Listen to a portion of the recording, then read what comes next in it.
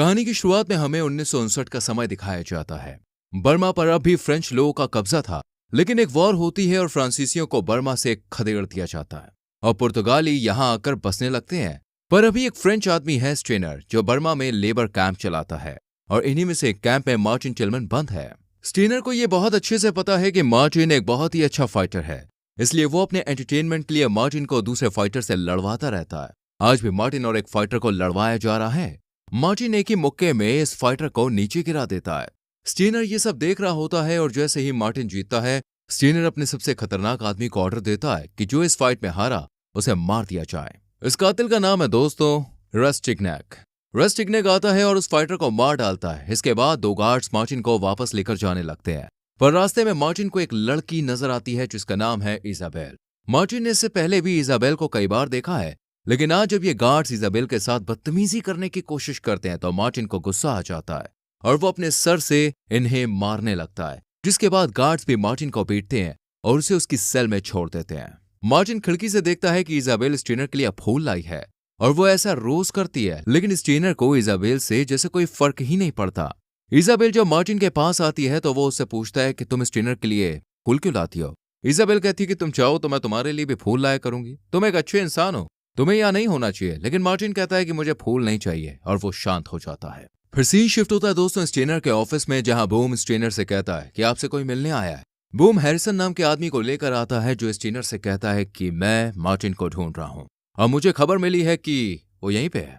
Martin England से भागा हुआ क्रिमिनल है और उसकी कोर्ट में पेशी है, इसलिए तो मार्टिन को मुझे सौंप दो। लेकिन स्टेनर ऐसा करना नहीं चाहता क्योंकि मार्टिन उसे अच्छा खासा पैसा कमा कर देता है। उसकी फाइट से स्टेनर को बहुत ज्यादा फायदा होता है और अगर मार्टिन चला गया तो स्टेनर को काफी नुकसान उठाना पड़ेगा।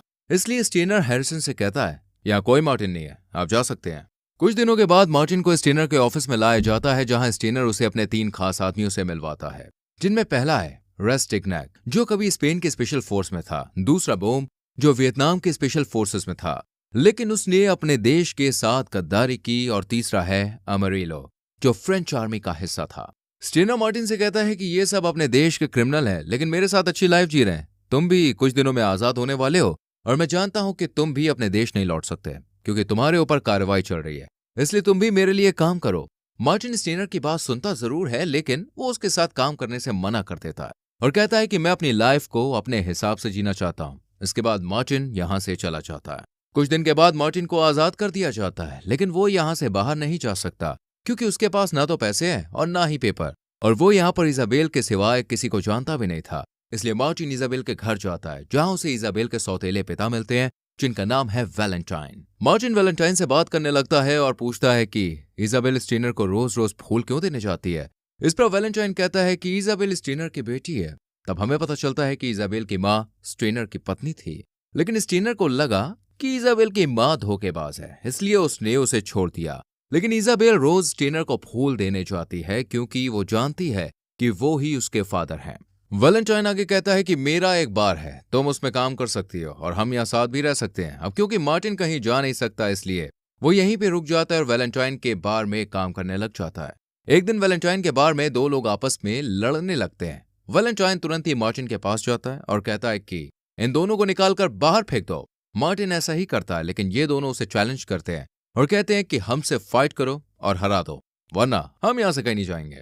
अब मार्टिन भी जोश में आता है और दोनों को जमकर पीटता है ताकि वो कभी यहां वापस ना आए। लेकिन अगली सुबह बूम और रस्टिग्नैक मार्टिन के पास आते हैं और उससे कहते हैं कि रात को तुमने जिसे पीटा था वो स्टेनर का फाइटर था और अब तुम्हें उसकी जगह लड़ना होगा, वरना स्टेनर का देखो बहुत नुकसान होगा। मार्टिन इसके लिए मना कर देता है, लेकिन रस्टिग्नैक वैलेंटाइन और बार को नुकसान पहुंचाने की धमकी देता है और यहां से चला जाता है। उसी शाम वैलेंटाइन मार्टिन आपस में बात करते हैं। मार्टिन अपनी किस्मत को कोस रहा था, लेकिन वैलेंटाइन उसे हिम्मत देता है और कहता है 10 फाइट लड़ने से अच्छा है कि एक आखिरी फाइट लड़ लो। मार्टिन मान जाता है और फाइट का दिन भी आ जाता है।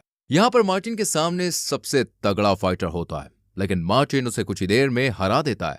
मार्टिन को लगता है कि फाइट खत्म हो गई, लेकिन उसे बताया जाता है कि लड़ाई अभी बाकी है और फिर एक फाइटर उसके सामने आता है। मार्टिन इसे भी आसानी से हरा देता है। दूसरी तरफ हैरिसन वैलेंटाइन के पास जाता है और उसे मार्टिन के बारे में बताता है कि वो एक क्रिमिनल है और उस पर कार्रवाई चल रही है।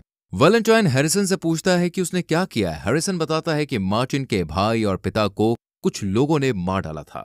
तब मार्टिन ने उस पूरी गैंग को ही मार डाला। ये सुनकर वैलेंटाइन कहता है कि कुछ दिन पहले तक मार्टिन यहाँ काम जरूर करता था, लेकिन अब वो कहाँ है मुझे नहीं पता। हैरिसन वैलेंटाइन को पैसों का लालच भी देता है, लेकिन वैलेंटाइन उसे कुछ भी नहीं बताता। इधर स्टेनर मार्टिन को फिर से अपनी गैंग में शामिल होने का ऑफर देता है और उसे पैसों का लालच भी देता है, लेकिन मार्टिन स्टेनर की एक नहीं सुनता और यहाँ से चला जाता है। अगले सीन में स्टेनर कुछ टाइप करता है और तब हमें पता चलता है कि कहीं ना कहीं स्टेनर भी ये जानता है कि इसाबेल उसी की बेटी है, लेकिन वो इसे सबके सामने कन्फेस नहीं कर पा रहा है। बट वो ये सब लेटर में लिखता है और लेटर को अपनी शादी की तस्वीर के पीछे छिपा देता है। दूसरी तरफ मार्टिन और वैलेंटाइन बात करते हैं। वैलेंटाइन मार्टिन और इसाबेल को यहाँ से अमेरिका भेजना चाहता है, इसलिए वो मार्टिन से कहता है कि ये जगह तुम्हारे लिए सही नहीं है, तुम एक काम करो, इसाबेल को लेकर अमेरिका भाग जाओ, मैं भी कुछ टाइम में इस बार को बेचकर थाईलैंड के लिए निकल जाऊंगा। अब मार्टिन को ये प्लान तो पसंद था, लेकिन उसके पास पैसे नहीं थे, इसलिए वो अगले दिन स्टेनर के पास जाता है और एक आखिरी बार लड़ने को कहता है। लेकिन स्टेनर कहता है कि तुम्हारी काबिलियत देखो, सब देख चुके हैं, तुमसे कोई भी लड़ना नहीं चाहता, क्योंकि सब जानते हैं कि भाई फाइट में तुम ही जीतोगे, इसलिए इस बार तुम फाइट में हारो, क्योंकि हमेशा की तरह लोग तुम पर पैसा लगाएंगे और अगर तुम हारते हो तो तुम्हें और मुझे ढेर सारा पैसा मिलेगा। मार्टिन स्टेनर की बात मान जाता है और फिर फाइट होती है शुरू। स्टेनर की सोच के मुताबिक हर किसी ने मार्टिन पर पैसे लगाए हुए थे, लेकिन प्लान के मुताबिक मार्टिन ये लड़ाई हार जाता है। दूसरी तरफ रास्टिग्नैक वैलेंटाइन के पास पहुंचता है और उसे ये बताता है कि मार्टिन ये फाइट हार चुका है। ये सुनकर वैलेंटाइन को बहुत बड़ा झटका लगता है, क्योंकि वैलेंटाइन ने अपना पूरा बार मार्टिन पर लगा दिया था, इसलिए उसे बहुत नुकसान होता है। तभी वहां पर इसाबेल आती है। इसाबेल को यकीन नहीं हो रहा था कि मार्टिन हार चुका है। उसे लगता है कि रास्टिग्नैक झूठ बोल रहा है, इसलिए वो उसे थप्पड़ मार देती है। बदले में रास्टिग्नैक भी इसाबेल को एक थप्पड़ चढ़ता है और जब वैलेंटाइन अपनी बंदूक निकालता है तो रास्टिग्नैक के आदमी उसे और इसाबेल दोनों को ही खत्म कर देते हैं। रात को मार्टिन वापस लौटता है, लेकिन उसे नहीं पता था कि क्या हुआ। तभी रास्टिग्नैक बाहर निकलता है और मार्टिन पर लगातार फायरिंग करता है और मार्टिन जमीन पर गिर पड़ता है। रास्टिग्नैक को लगता है कि मार्टिन भी मर गया है, इसलिए इन तीनों को गाड़ दिया जाता है, लेकिन मार्टिन दोस्तों अभी भी जिंदा था। वो गड्ढे से बाहर निकलता है और इसाबेल को भी बाहर निकालता है। तब हमें पता चलता है कि इसाबेल अभी भी जिंदा है। मार्टिन इसाबेल को लेकर पास के कुछ लोग होते हैं उनके पास जाता है और खुद को तैयार करता है ताकि वो स्टेनर की गैंग को पूरी तरह से खत्म कर सके। काफी दिनों की मेहनत के बाद दोस्तों मार्टिन वैलेंटाइन के बार की तरफ जाता है जहां किसी और का कब्जा हो गया था। मार्टिन इन सबको मारकर अंदर जाता है और उसे अमेरिलो मिलता है। इससे पहले कि मार्टिन को समझ पाता उस पर हमला कर दिया जाता है, लेकिन मार्टिन भी कमजोर नहीं पड़ता और सबको मार डालता है। पर अमेरिलो यहां से बचकर भाग जाता है और स्टेनर को सब कुछ बता देता है। स्टेनर को लगता है कि मार्टिन यहां सारे पैसों को लेने के लिए आ रहा है, इसलिए वो अमेरिलो से कहता है कि पैसों को कहीं छुपा दो। अमेरिलो काम पर लग जाता है, पर तभी वहां मार्टिन आता है और अमेरिलो को मारकर पैसों में आग लगा देता है। दूसरी तरफ स्टेनर को यह सब पता चल जाता है, इसलिए वो अपने लोगों को तैयार करता है और सबको तगड़ी बंदूकें देता है। ये सब मार्टिन का इंतजार करने लगते हैं, लेकिन मार्टिन नीचे के रास्ते से जाता है और एक एक को मार डालता है। इसके बाद वो पहुंचता है स्टेनर के चैम्बर में और उसे बंदूक से मारने की जगह पास ही रखी तलवार से बुरी तरह से मार डालता है। तभी यहाँ पर दोस्तों बूब आता है और मार्टिन को लड़ने के लिए चैलेंज करता है। दोनों के बीच घमासान फाइट होती है, लेकिन जल्द ही मार्टिन समझ जाता है कि यार बूम को हराना देखो आसान नहीं है, इसलिए वो बंदूक से बुक के शरीर को छन्नी कर देता है और रास्टिग्नैक को मारने के लिए निकल पड़ता है और देखता है कि रास्टिग्नैक अपने आदमियों को तैयार कर रहा है, लेकिन मार्टिन इन सब पर हमला कर देता है और एक एक करके इन सबको गोलियों से भून डालता है और लड़ते हुए एक कमरे में पहुंच जाता है जहां रास्टिग्नैक आता है और ये दोनों एक दूसरे पर गोली चलाते हैं। तभी एक गोली दोस्तों रास्टिग्नैक के हाथ में लगती है और वो वहां से भाग जाता है। यही मार्टिन के हाथ स्टेनर का लिखा वो लेटर लगता है जिसमें उसने लिखा था कि इसाबेल उसी की बेटी है। मार्टिन ये लेटर इसाबेल को भेज देता है। इधर रास्टिग्नैक दर दर की ठोकरें खा रहा था क्योंकि यहां उसे कोई पसंद नहीं करता है। कुछ दिनों के बाद मार्टिन रास्टिग्नैक तक पहुंच ही जाता है और इन दोनों के बीच तगड़ी वाली फाइट होती है। पर रास्टिग्नैक चीटिंग करता है और मार्टिन पर चाकू से वार करता है, लेकिन मार्टिन बचता हुआ उल्टा उसके चाकू से उसे मार डालता है और इस तरह से रास्टिग्नैक का भी खात्मा हो जाता है। तभी यहाँ पर हैरिसन आता है और मार्टिन को अपने साथ चलने के लिए कहता है, लेकिन मार्टिन कहता है कि अगर तुम दोबारा मेरे पास आए तो मैं भी तुम्हें मार डालूंगा और अगर तुम्हें कोई बिजनेस डील करनी है तो पहले तुम इंग्लैंड में मेरा नाम क्लियर करवाओ, तब हम बात कर सकते हैं। और इसी के साथ दोस्तों यहाँ पर कहानी खत्म हो जाती है। तो दोस्तों आपको ये कहानी कैसी लगी मुझे कमेंट करके जरूर बताएं। वीडियो को लाइक और शेयर करें।